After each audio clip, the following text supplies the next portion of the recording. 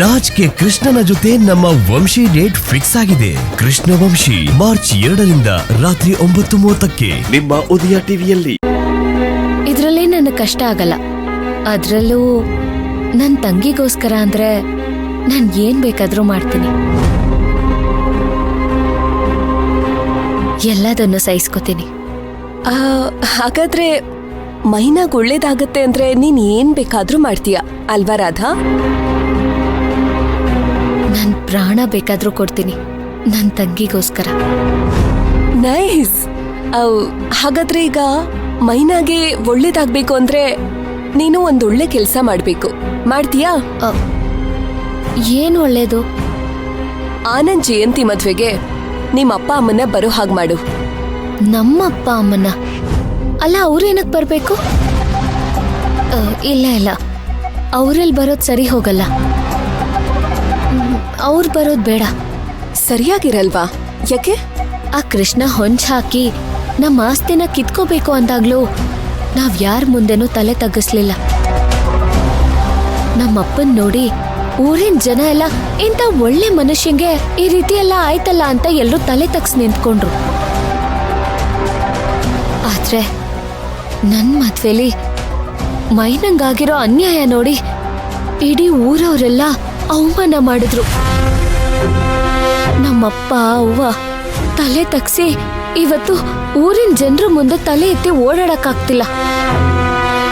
ಮೈನ ಈಗಿರೋ ಪರಿಸ್ಥಿತಿಲಿ ನಮ್ಮಪ್ಪಯ್ಯನ ಅವನ್ನ ಇಲ್ಲಿಗ್ ಬರಕ್ ಹೇಳೋದು ಸರಿ ಇರಲ್ಲ. ನೋಡು ರಾಧಾ, ಈಗ ಅದನ್ನೆಲ್ಲ ನಾವ್ ಯೋಚನೆ ಮಾಡೋದಕ್ಕಾಗಲ್ಲ. ಅದು ಅಲ್ದೆ ನಿಮ್ಮ ಅಪ್ಪ ಅಮ್ಮ ಇಲ್ದೆ ಈ ಮದ್ವೆ ಹೇಗ್ ನಡೆಯುತ್ತೆ? ಅಲ್ಲ, ಆನಂದ್ ಅವರು ಜಯಂತಿ ಮದ್ವೆಗೂ ನಮ್ಮ ಅಪ್ಪ ಅಮ್ಮ ಬರ್ಲೇಬೇಕು ಅಂತ ಕಡ್ಡಾಯ ಏನೂ ಇಲ್ಲ ಅಲ್ವಾ? ಆನಂದ್ ಜಯಂತಿ ಮದ್ವೆ ಆಗಿದ್ರೆ ಪರವಾಗಿಲ್ಲ. ಆದ್ರೆ ಇದು ಧ್ರುವ ಮೈನ ಮದ್ವೆ ಅಲ್ವಾ ರಾಧಾ?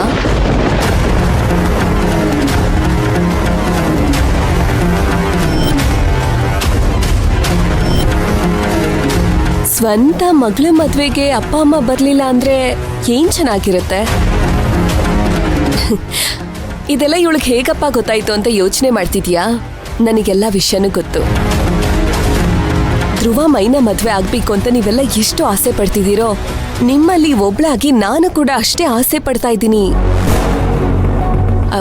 ನೋಡು, ಪುಷ್ಪಕ್ ನನ್ನ ಹತ್ರ ಆಲ್ರೆಡಿ ಎಲ್ಲ ವಿಷಯನೂ ಹೇಳಾಗಿದೆ. ನಿಮಗೆಲ್ಲ ವಿಷಯನೂ ಗೊತ್ತಲ್ವಾ?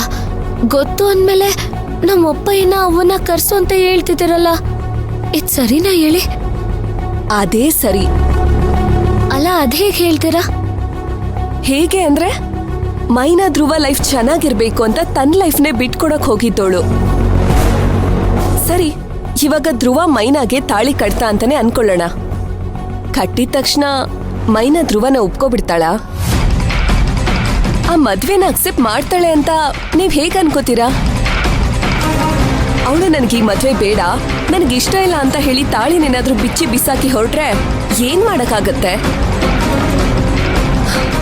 ಅವಳು ಧ್ರುವನ ಅಕ್ಸೆಪ್ಟ್ ಮಾಡಿ ಸಂತೋಷವಾಗಿದ್ರೆ ಒಳ್ಳೇದೇ.